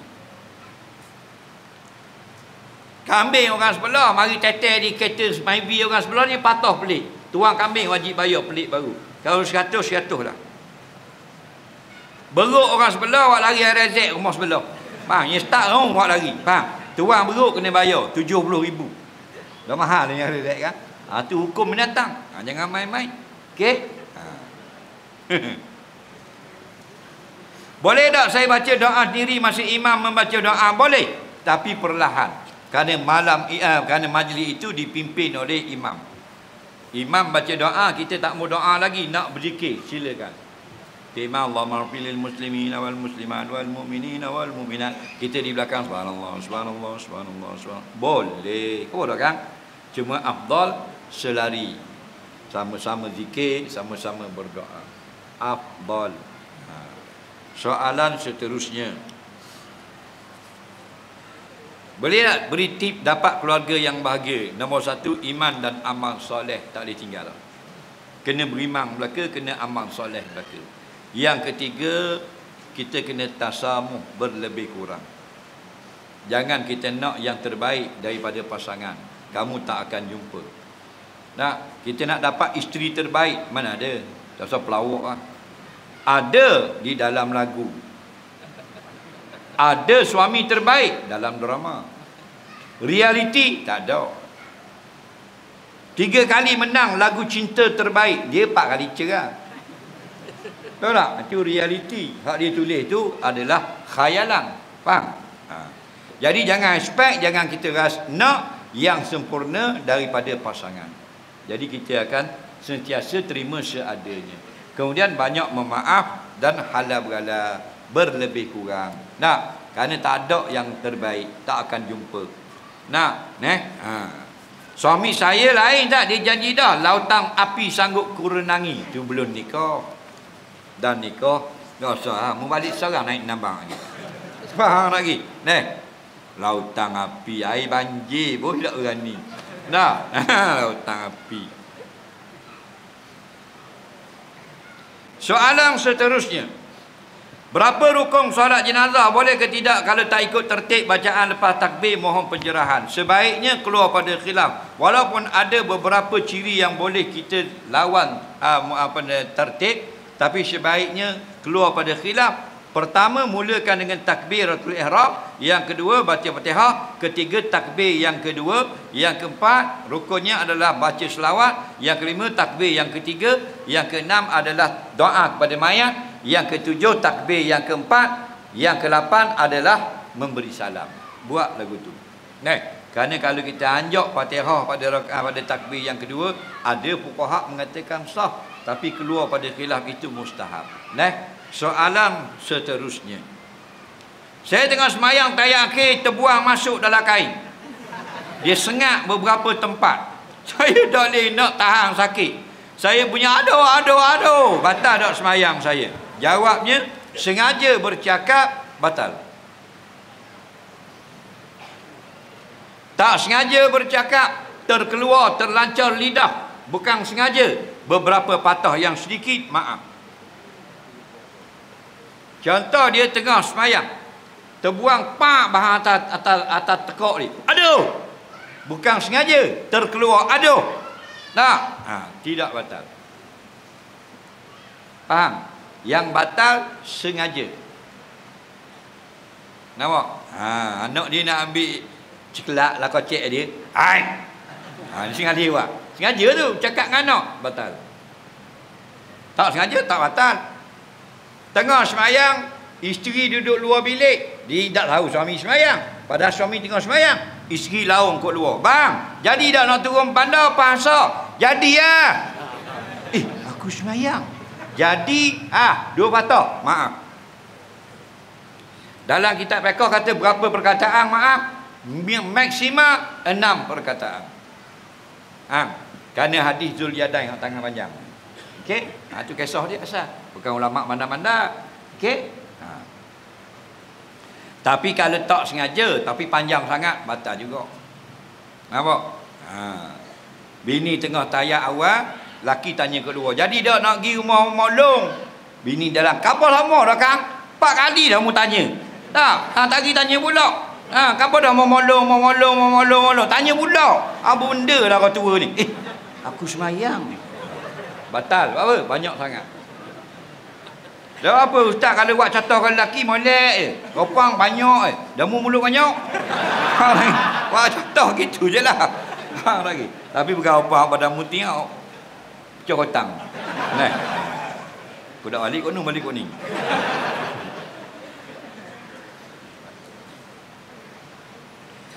Apakah sebelum kejadian Nabi Adam, adakah syariat Islam sudah ada? Apakah agama setiap Nabi mohon pencerahan? Syariat dengan manusia. Kalau syariat kepada malaikat, wallahu a'lam. Tapi malaikat ni, wayaf alu nama yu'maru. Itu ada. Mereka sentiasa menunaikan apa yang diperintahkan. Maknanya, sebelum kejadian manusia, malaikat sudah diperintahkan oleh Allah. Cuma Allah nak khabar jenis malaikat ni taat perintah. Mana ada tak suruhan Allah? Ada dah. Nak nama syariat atau tidak, wallahu a'lam. Tapi syariat bermula dengan Nabi Adam, yang tu yang masyhur. Apakah agama nabi-nabi semuanya? Semuanya beragama Islam. Semua beragama Islam. Tidak ada nabi beragama Yahudi atau Kristian. Apakah hukum pakai seluar yang kena air kecing? Lepas wuduk saya tukar kain wuduk solat. Hukumnya, jika tidak kena pada badan, harus. Contoh, dia pergi kecing dalam jabat pukul 10 pagi. Tak, pagi pukul 1 nak buat semayang. Maka dia kecing tu nampak 2 titik kena di seluar dia. Tak wajib dia balik rumah tukar seluar. Faham? Cuma wajib dia bersihkan kalau kena pada peha, kalau kena pada benda-benda lain yang pada badannya. Adapun pakaian dia, esok dia boleh basuh. Dengan syarat nanti dia mandi, dia semayang, jangan pakai pakaian itu. Yang ulama kata tak boleh pakai pakaian yang kena najis, ialah pakaian yang berlumur dengan air najis. Air tahi ni lekat di seluar, dia ambil lagi pakai, kena di tubuh dia. Itu yang dilarang syarak. Seluar dalam basah dengan air kecing dah, dia ambil pakai juga, habis beladung lekat di peha dia. Itu dilarang syarak. Tengok ulama kata haram. Okey. Adapun air kecing yang sedikit, najis yang sedikit, tidak jadi terlumur pada badan, tidak mengapa kita belum tanggal daripada badan. Sikit lagi. Soalan seterusnya.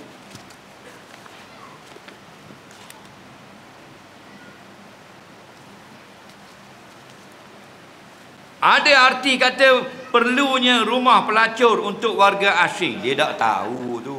Jadi kita yang tahu, tegurlah. Okey? Tegur dulu dia. Sebab kita bila tak tahu, macam-macam dah bercakap. Nak? Macam-macam. Macam anda baca Quran lah. Nak? Dah anda baca? Dah anda. Ya, baca kali. Memang salah punya. Berkabur salah lagi. Nak? Salah, wasanya salah, wakahnya salah, dengungnya salah, barisnya salah. Betul tak? Kerana tak tahu. Ni gini. Bila tak tahu dia bercakap. Bila bercakap jadi salah. Kita orang tahu, marah, tegur dia. Soalan seterusnya. Ketika solat jemaah ada orang datang lambat, imam dah bangun tayat akhir.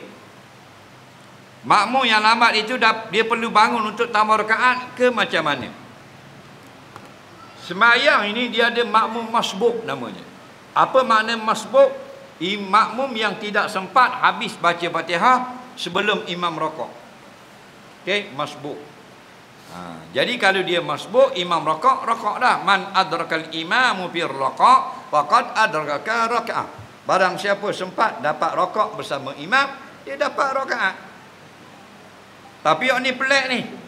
Dia mari imam sudah akak kepala nak pergi duduk tayat akhir. Ada dah lagi rakaat? Tak dapatlah rakaat. Faham lagi?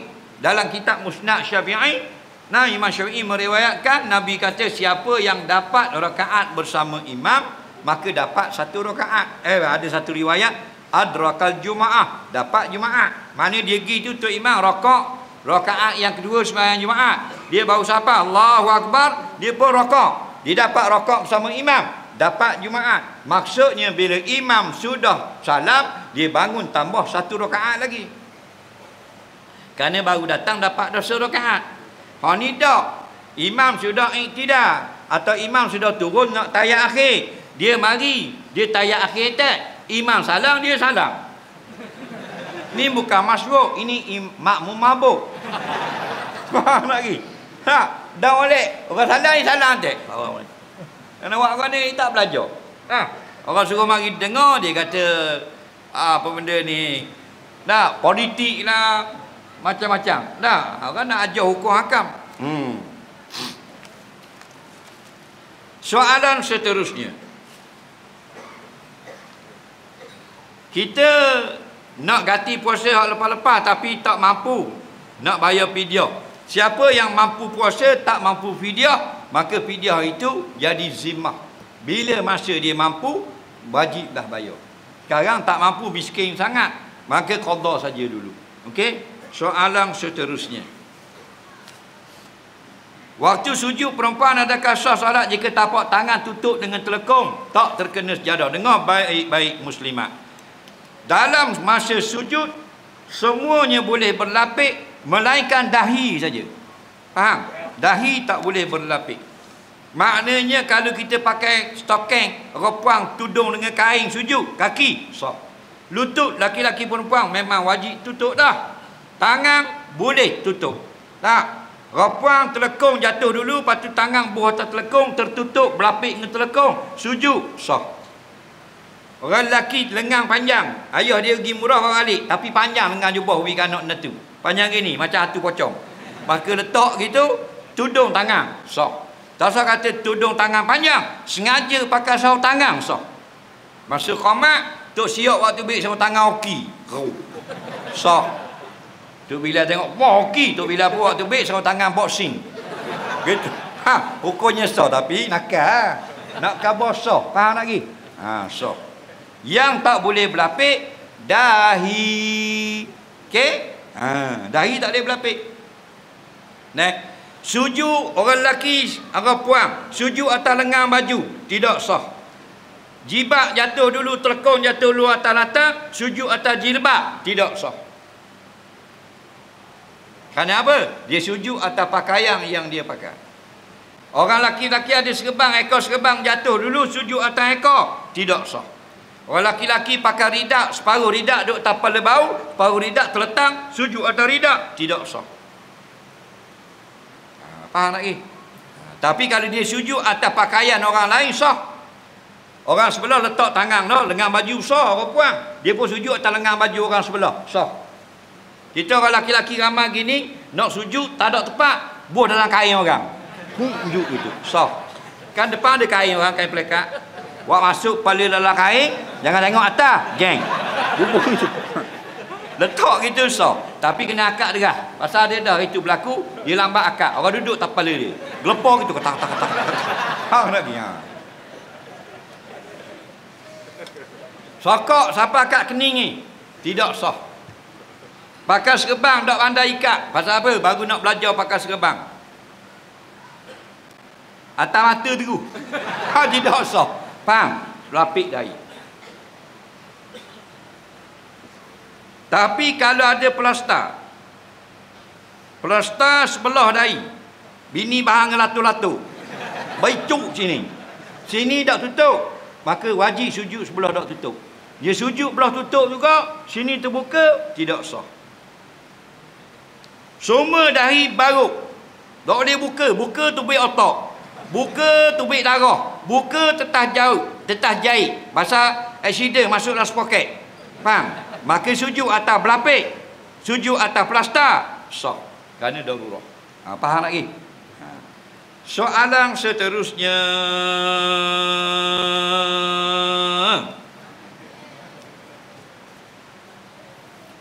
Wanita uzur boleh tak pergi masjid? Boleh. Orang tua-tua boleh. Uzur-uzur. Ke uzur makna benda? Uzur dua. Uzur makna 3 selendar.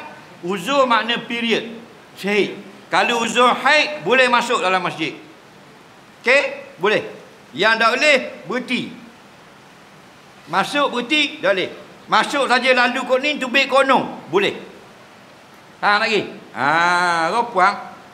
Nak. Dia nak balik ke belakang, air banjir. Ke depan, ada kubur pagar. Dia kena letang ke dalam masjid. Rumah dia belah ni. Dan kan dia period, boleh lalu. Faham? Atau masuk ambil barang dalam masjid, boleh. Tak boleh masuk duduk, masuk berhenti, masuk nyanda, berhenti. Tak boleh. Haram. Faham? Kerana Nabi kata pada Aisyah, tolong masuk dalam masjid, ambil tikar. Nabi kata. Aisyah kata, saya haid. Nabi pun marah. Haid bukan tanganmu, aku suruh ambil dengan tanganmu. Faham? Dia pun pergi masuk, ambil tikar. Boleh. Faham? Bukan berhenti dalam masjid. Okey? Faham lagi ya? Soalan seterusnya, sikit lagi.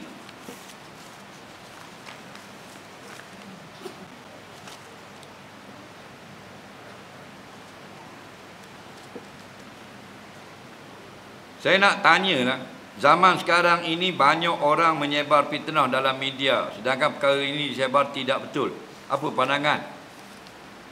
Orang yang menyebarkan fitnah menyakitkan hati orang beriman. Inilah yang dijanjikan dari Allah. Wallazina yu'zunal mu'minina wal mu'minat bighairi maktasabu faqad ihtamalu butana wa isman mubina. Orang-orang yang menyebarkan tuduhan-tuduhan, menambah-nambahkan fitnah dalam media sosial sekarang ini, masuk dalam ayat ini, mereka ini telah melakukan satu perbuatan dosa yang sangat nyata, yang sangat jelas. Inilah orang-orang fasik. Inilah akhir zaman sebenarnya kita berada. Tuduh badi fitnah, benda yang tak berlaku ditambah-tambah supaya nampak jahat, nampak bodoh. Tak usah cara benda lagu tu. Tak usah cara. Tak usah cara buat kerja kita. Dia ada tugas masing-masing. Ada golongan tambah iman, ada golongan tambah sesat. Itu saja je manusia ni. Faman syaa falyu'min wa man syaa falyakfur. Siapa nak silakan beriman, siapa nak jadi kafir silakan. Tapi akhirat tanggung lagi. Kerana pikul beban yang sangat berat tu. Faqadih tamalu isma. Dia sudah memikul satu dosa. Dosa besar tu. Ketika tayat akhir kohok tubik dari tekak, kita kemang kohok tu, sah tak solat? Sah. Tak sah kohok, mu kemang perayang sah. Telang batal. Bubuh makanan dalam mulut makruh. Batalnya tidak. Bila batal? Telang. Kenapa? Kerana tiap yang membatalkan puasa, batal solat.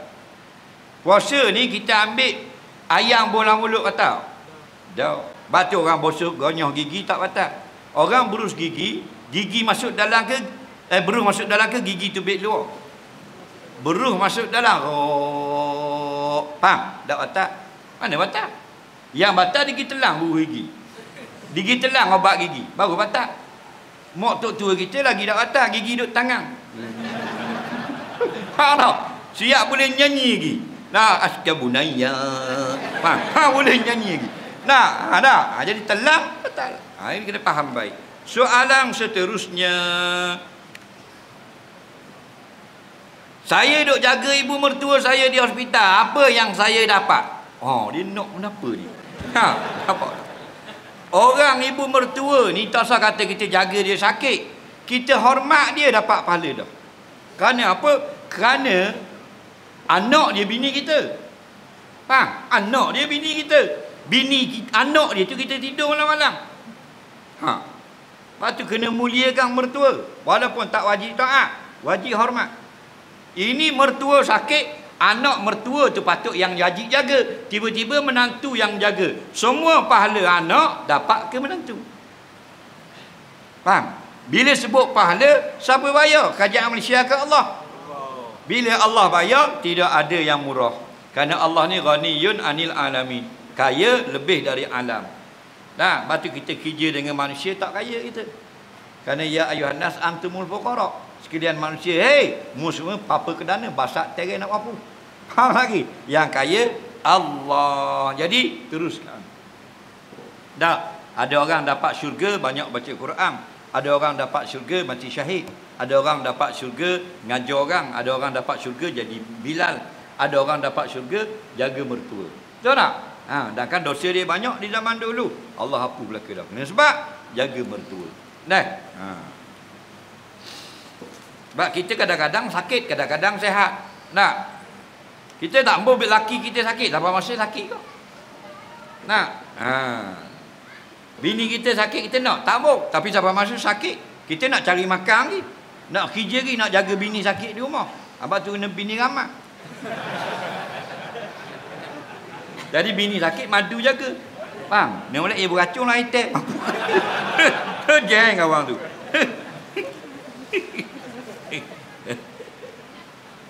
Mohon doa buat anak dara saya Nur Zahirah Zukrina binti Zulkifli dan semua calon SPN tahun ini di Padang Pemuting dan negara kampung berdekatan agar dapat ilmu yang bermanfaat, keputusan yang cemerlang. Amin ya rabbal alamin. Siapa nak tanya soalan boleh bakat tangan sekarang. Ni nak baca soalan terakhir.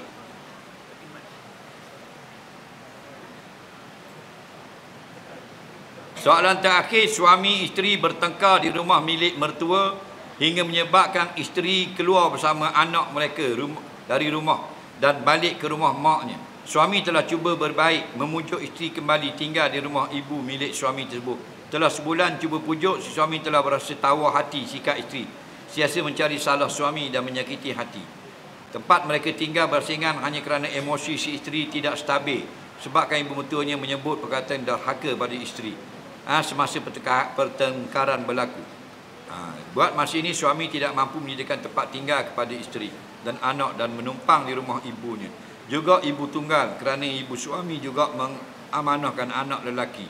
Jadi kadang-kadang terpaksa gunakan elang untuk membeli keperluan, minum lain, perbelanjaan dan sebagainya. Mohon pencerahan dan nasihat. Begitulah. Yang sebenarnya suami ni kena letak isteri dia di rumah yang tidak ada orang yang berbalah dengan isteri. Tak boleh suami letak di rumah yang dalam rumah itu orang yang berkelahi dengan isteri. Tak boleh. Tidak lepas nafkah tempat tinggal.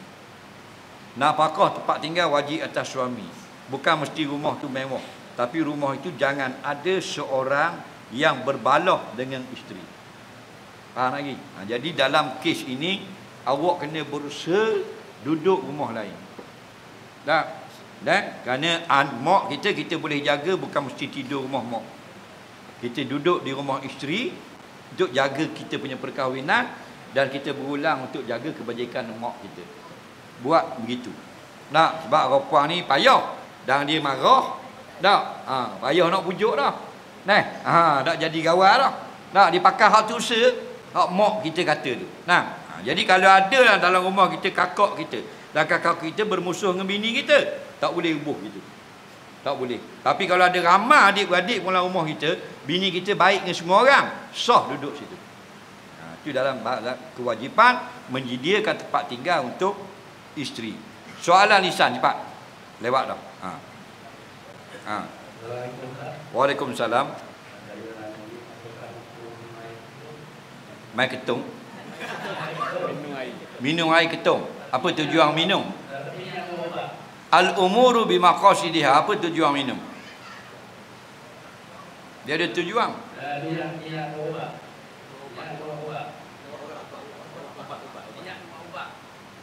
Niat.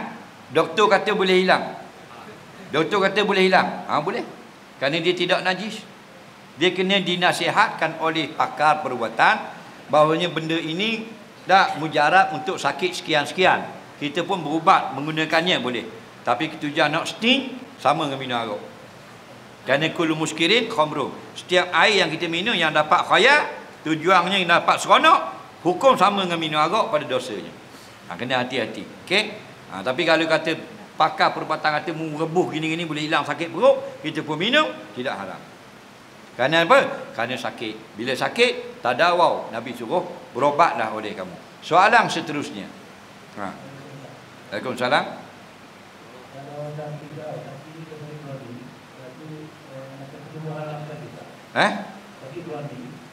Sakit apa? Kronik.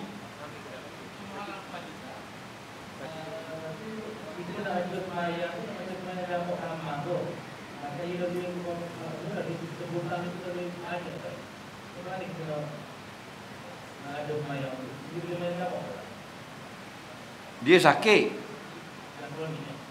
Tak boleh nak semayang, nak ambil sebuduk lama tunggu masa-masa waktu. Dalam mazhab Syafi'i semayang hujung waktu, bukan jamak. Okey, semayang hujung waktu. Hujung waktu Zuhur baru sepelat mayang Zuhur, habis mayang Zuhur sekejap masuk Asar. Okey, itu mazhab Syafi'i. Okey. Lagi soalan.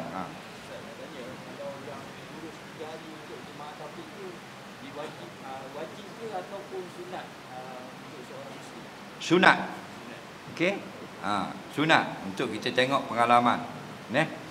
Dan bercampur gaul dengan orang-orang yang melakukan ibadah, membangkitkan ba'is, rasa seronok melakukan ibadah bila pulang ke kampung halaman. Okey. Lagi soalan. Ustaz, kita miskin Ustaz. Lepas tu kita dapat harta saka. Lepas tu kalau kita nak sedekah nak kita dapat tak apa Ustaz? Nanti anak bini kita marah Ustaz. Mana tak? Kita dapat harta pusaka 10,000. Dia tak mewi ke anak dengan bini kita? Tak boleh lah anak bini kita. Kan anak bini orang. Nampak? Suami yang terbaik dengan isterinya. Nabi kata khairukum li ahli. Sebaik-baik suami yang buat benda yang isteri dia suka. Isteri dia nak makan duit tu mu tak mewi. Sakitlah hati dia, mu bukan suami terbaik. Okey, ambil sebahagian untuk sedekah. Okey. Lagi soalan. Adik.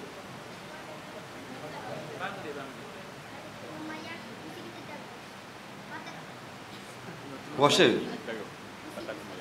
Gusi darah tidak batal, jangan telan darah itu. Jadi kalau kita ada tisu, kita ludah. Tengah semayang keluar darah, kita pun buat ni. Okey? Ambil darah, jatuhkan ke bawah. Kalau bulan poket, batal semayang, menanggung najis. Jatuhkan ke bawah, ke hadapan kita. Faham lagi? Di baju, batal. Batal lah, pasal darah najis. Okey? Yang kata di baju ni, mustagzarah, bukan najis. Inguh. Inguh boleh ya? Tubik inguh. Biar lekat di baju dulu. Duduk sini, tak batal solat, kerana bukan najis. Darah, najis. Kena keluarkan pada mulut, jatuhkan. Okey? Lagi soalan? Ya. Waalaikumsalam.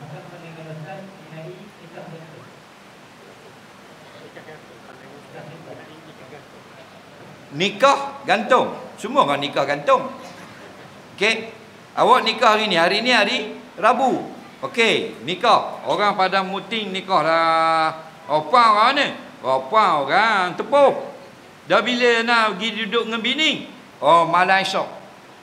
Ni nikah dulu, dak duduk bersama lagi. Bila duduk bersama? Malam esok, malam Jumaat. Faham tak lagi? Ha, tu panggil nikah gantung. Ha, mu nikah dah, mu dah dijimak dia. Jadi hari ni siapa ke esok, siapa tanggung makan minum bini mu? Ayah perempuan. Ha, faham tak lagi? Ha, tu nikah gantung. Esok malam esok duduk bersama, mu dah wajib makan minum isteri. Faham lagi? Ha, itu maksudnya. Okey? Ha, jadi cuma ada orang seminggu, ada orang setahun, ada orang sebulan, ada orang sehari. Ha, itu maksudnya. Maksud nikah gantung, nikah dah, tapi tidak lagi suami wajib kena keluar belanja makan minum isteri. Kenapa? Tak duduk sama lagi, ayah dia wajib tanggung. Faham? Ha. Jadi bila start suami dah wajib tanggung, tak panggil dah nikah tu gantung. Soalan seterusnya. Ha. Ha.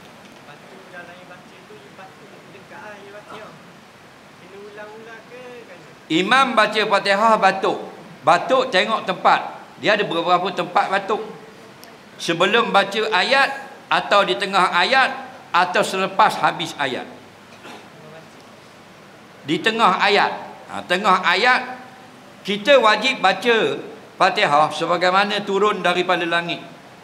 Contoh, Maliki yaumiddin, Iyyaka na'budu wa iyyaka nasta'in. Tapi kalau batuk, Iyyaka na'budu, ada tak turun dari langit bunyi ada tak gitu? Tak ada. Kena ulang balik ayat. Bukan ulang surah, ulang ayat yang ada batuk. Tak mufarakah sebab tak batal. Tak batal. Yang tak sahnya dia tidak baca semula. Iyyaka na'budu wa iyyaka nasta'in. Tak ada surah lagu tu. Faham? Kena ulang ayat, bukan ulang surah. Macam bismillahirrahmanirrahim bersing. Alhamdulillah cing ar-rahmanirrahim, mana ada cing tengah. Faham? Tak boleh, kena ulang balik alhamdulillah. Dia tak ulang terus rakaat batal. Okey? Jadi bukan ulang surah, ulang ayat. Ayat ke berapa batuk? Ayat ke-6. Ulang balik ayat ke-6. Ayat ketiga batuk, ayat ketiga saja ulang, ayat keempat sambung perhabis. Okey? Lagi soalan. Belakang. Saja seminggu. Cepat kan?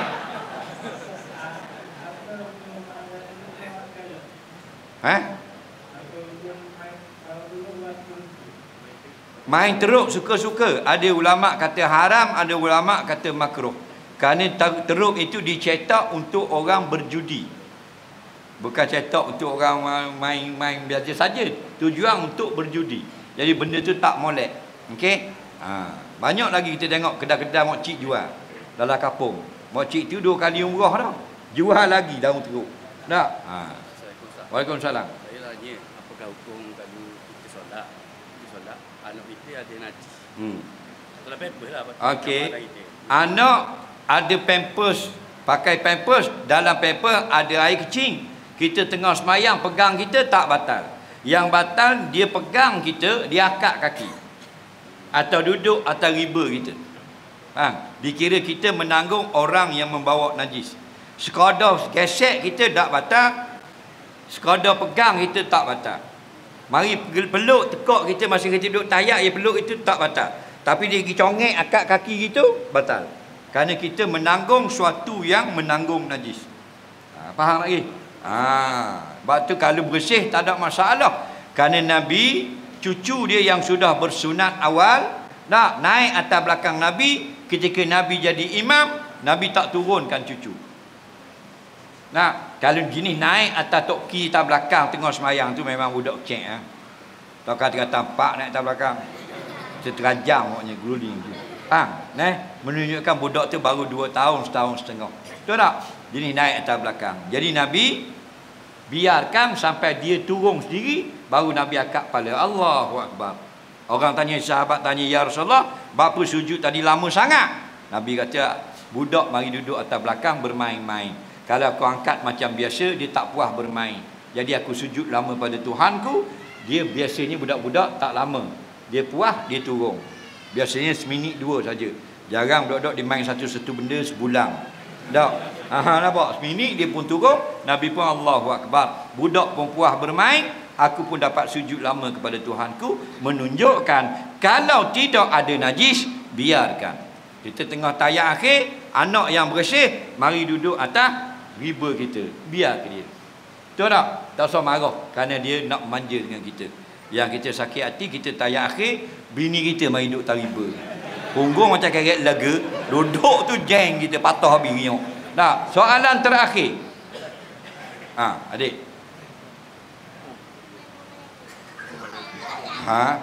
Main Mobile Legend, kamu bertanya-tanya. Permainan, asal permainan ini yang bukan sunnah, makruh, tidak haram.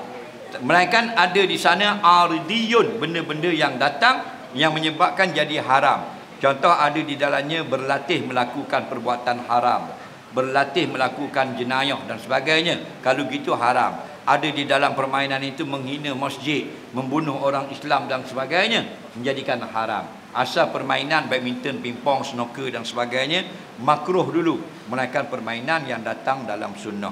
Wallahu alam. Terima kasih pada semua yang sudah bertanya, soalan lisan dan soalan bertulis. Pihak masjid dahulukan ucapan jutaan terima kasih bagi yang sudah memberi sumbangan derma, dan kita ala-alukan sumbangan melalui online dalam akaun bank yang sudah kita sebutkan terdahulu. Semoga Allah pertemukan pada kali yang lain.